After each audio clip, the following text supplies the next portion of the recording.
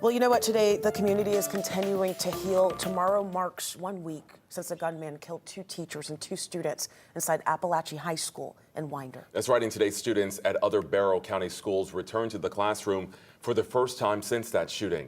And even though they don't go to the same school where the crime happened, students tell us the pain and the fear of what happened last Wednesday is still very much lingering. There's still people making fake threats. So students are very scared to return back to school.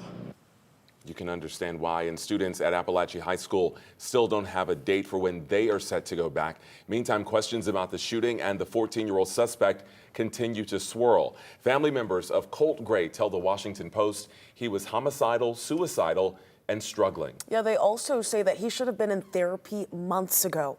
11 Live's Grace King is joining us live from Winder tonight. So, Grace, you've been looking into Colt's history, and it looks like he's moved around a lot. What more do we know?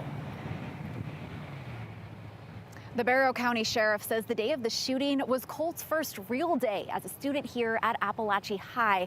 In fact, our reporting shows he attended neighboring districts, at least 3 of them in the last 5 years. He's getting picked on at school, and is everything okay? That's why I keep going up there.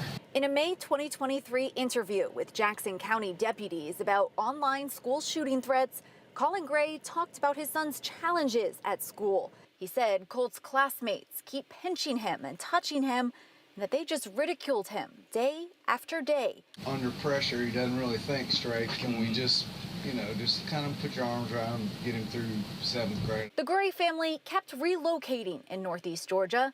Hall County Schools tells 11 Alive Colt enrolled with them for several months in 2019.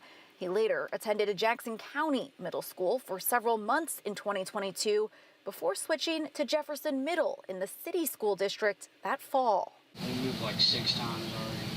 His dad told Jackson County investigators the constant changes made it difficult for Colt. If you talk to that school, they'll know exactly who I am, I'll say that. And for law enforcement. I have a email that says the area schools were notified. That's all I can say. Jackson County Sheriff Janice Mangum isn't sure whether any of the area schools were notified by her team about the 2023 investigation. The schools are saying they have no documentation of it. And because there's no record of that communication, we don't know how far that warning would have extended. Jackson County borders Barrow County, where this terrible tragedy took place. Live in Winder, Grace King, 11 Alive News. All right, Grace, and as this story continues to develop, here's what we know at this hour. Colt Gray and his father are currently still sitting behind bars facing charges in connection to the shooting. Their next court appearance is now scheduled for December 4th.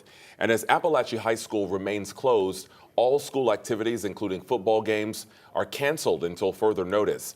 Though we did just learn starting today, breakfast and lunch are available to students at the school at the Heyman Morris Middle School from 11 a.m. until 12 p.m. And in the wake of this tragedy, Democratic lawmakers gathered at the Georgia Capitol today pushing for stricter gun laws. We'll have more on that coming up in about 10 minutes.